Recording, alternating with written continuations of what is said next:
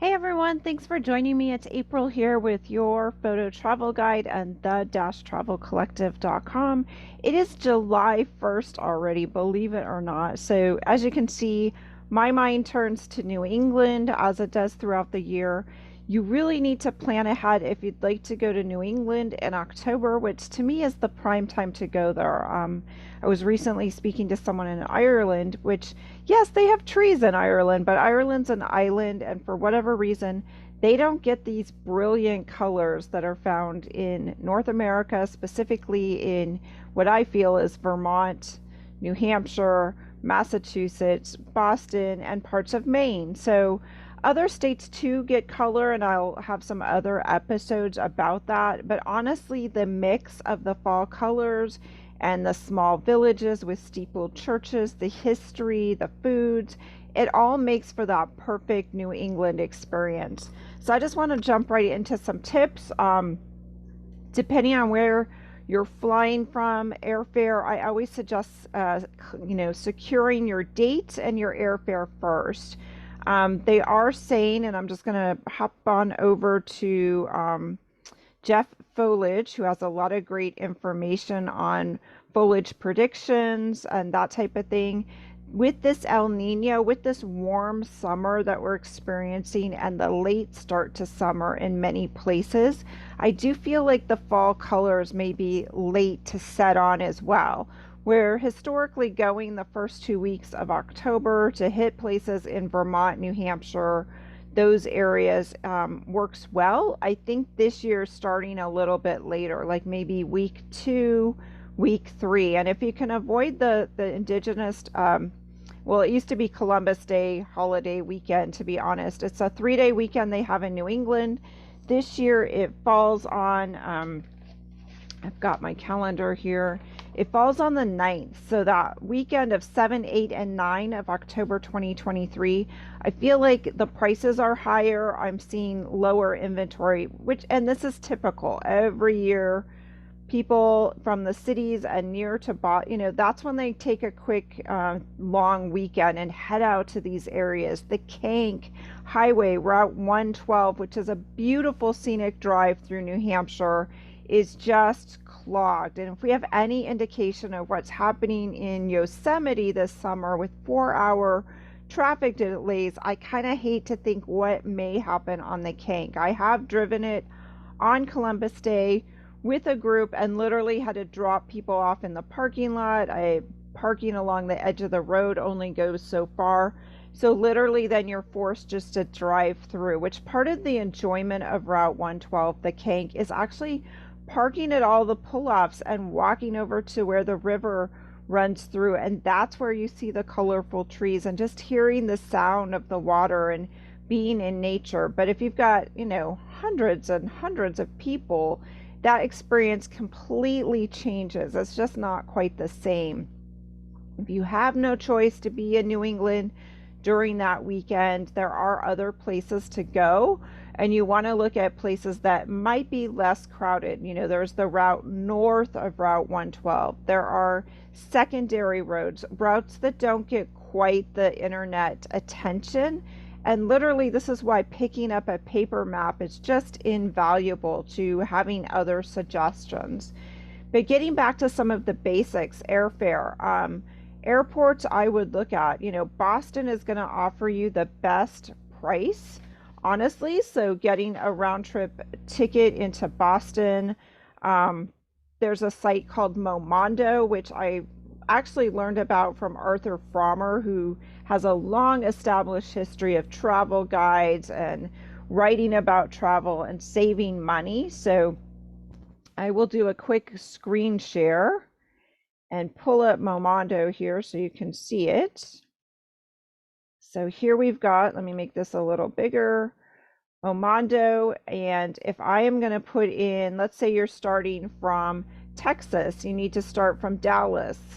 That's a large airport. And sometimes I think the trick this year to save yourself those connections and possibly those hiccups that we're seeing, we're seeing a lot of flight cancellations.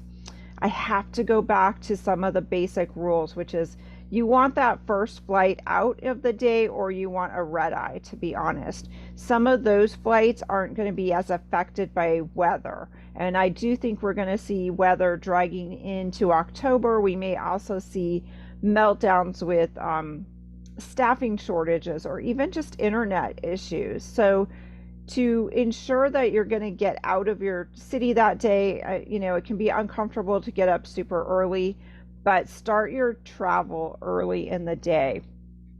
I know myself, I don't often like to do that either, but as an alternative, what I've also done is if I know I need to be somewhere, if I'm joining a trip or a group or meeting other people, I'm just trying to, I'm just, no, it does cost a little more in some regards, but that peace of mind of going in a day early and maybe just, getting that hotel close to the airport, just going and relaxing, recharging, taking a nap, watching whatever TV you want, taking that super long hot shower, whatever it is, these are ways we can kind of adjust and make travel a little bit more comfortable, because it certainly has changed. It's not as comfortable. There's, the flights are full, the airports are full, it's just this hustle. And if you listen to Peter Greenberg, a well-respected travel journalist, like he said too, there's a reason the airports are full. And as he said, the schedules, they're dumping everyone about the same time into these airports, which is craziness, but that's a whole nother issue. So if I'm going to look at flights, and I would definitely highlight, today is July 1st, look this weekend. A lot of people are out enjoying the holiday. I think after this weekend, increases in price into New England for October, we're going to see that. So this may be your chance to snag a deal that's more reasonable. So let's look at, as an example, Dallas to Boston, because I want something round trip. So yes, maybe I need to drive to Dallas to get that flight and stay going out, or otherwise some of the smaller airports or choices of flights honestly are a little bit less. So then I'm going to put in my dates and see if I bring up the October calendar right now, it is showing a lot of green, which is nice. So, maybe trying the Tuesday, the 10th. And I know not everyone is going to be able to do this if they have work schedules, that type of thing. So let me see if I can make this a little bigger so I can see what I'm looking at there. So if I want to fly out the 10th, and I would say, you have to deduct 2 days, the travel day on each end. Those are pretty much gone days, especially in October. It starts to get dark about 6:15 this time of year in most of New England. We're into fall. The hours of daylight has shifted considerably. So by 7 p.m., if you have no daylight, you're not enjoying fall colors. You may be doing some driving, but again, I prefer, at that point, I'd only want to be driving the, well-marked roads, something you're familiar with. If you get off on the back roads, and this has happened, there are pockets in New England where you won't have cell phone service. And it has happened a few years ago. It didn't have service. I got turned off on a wrong road. It's dark and dark and dark. I'm not even seeing little places to stop and ask someone exactly where I am. My GPS isn't working. And even with a paper map in the dark, you're pulling over with a flashlight. And often some of these roads don't have a lot of signage, which can be difficult too. So I'd gotten a bit off course. That's a long detour on our picking flights, but just keep that in mind when you're thinking about your, how adventuresome or what your use of time is. If you get into Boston, say at 7 or 8 o'clock at night, you might want to do about an hour's worth of driving, but you probably don't want to be as ambitious as maybe going 2 hours, unless it's somewhere off. Like I said, you can take the Interstate I-95, 93, look at those routes and pick somewhere that's pretty easy to get to, because by the time you get off the plane, yes, the plane parks, but depending on where you're at in the airplane, we're talking 30 minutes or so maybe to get off the plane, depending on how packed that plane is. Just some things to keep in mind. So as I was saying, you're going to lose, if you only have 7 days to give to the trip, now we're paring that down to about 5 usable days of fall foliage exploration. But if you can fly like a Tuesday to Tuesday, so let's put that in since we're talking about air flights. Let's just see what we get today. It's July 1st. And what are we seeing for routes? And I'm just using Dallas to Boston as an example. As you can see, I like how Momondo kind of shows you these bars. That's kind of indicating like the high-low days. And as you can see, the 10th and 11th are kind of prime as far as a little bit lower days. And wow, there is a flight on Spirit nonstop if you want to go budget, $211. So if you can pack tight, because with Spirit, with budget airlines, you are going to pay, you're going to be adding on. It's little by little. Remember, there'll be a fee to pick a seat. There'll be a fee to take a bag. So depending on how that, ends up being, your $200 flight might end up being closer to $300. I'm just saying. And it's going to be bare budget, bones, you probably won't even get any type of drink on the plane. But for $211, this may help your budget. Wow, I am seeing a great deal of choices. I'm not aware of Endeavor Airlines. That's a new one to me. It says it's operated by Delta, so you might want to do some investigation there. 208, again, a great price. Go look up the airline though, especially with these budget airlines. I would highly suggest booking through that airline. So if for some reason that flight gets canceled, that's your best bet of recourse to getting your money back or getting rebooked. But here, Delta's got a flight for 208.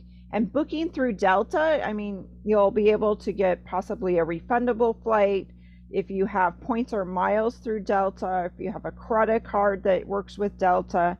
That is actually a great price. I'm excited to see that into Boston round trip during October.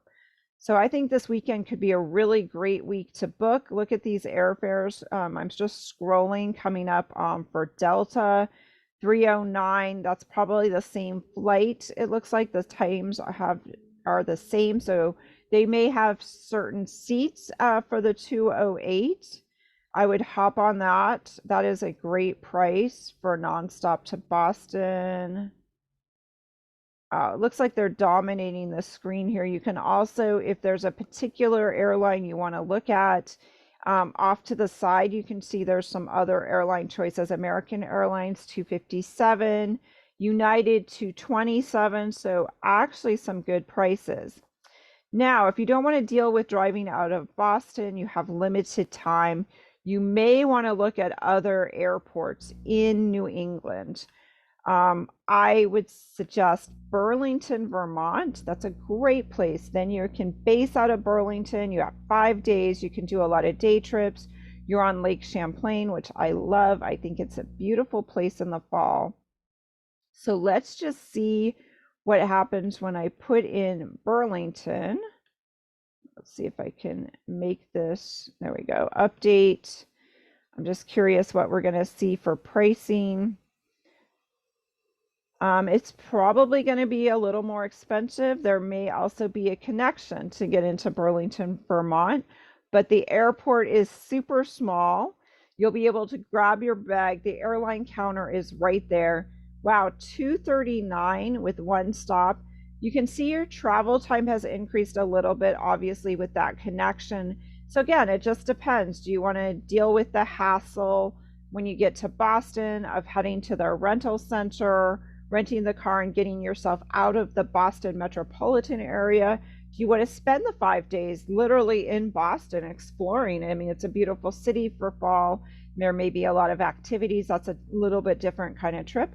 Or in this case, take the connection.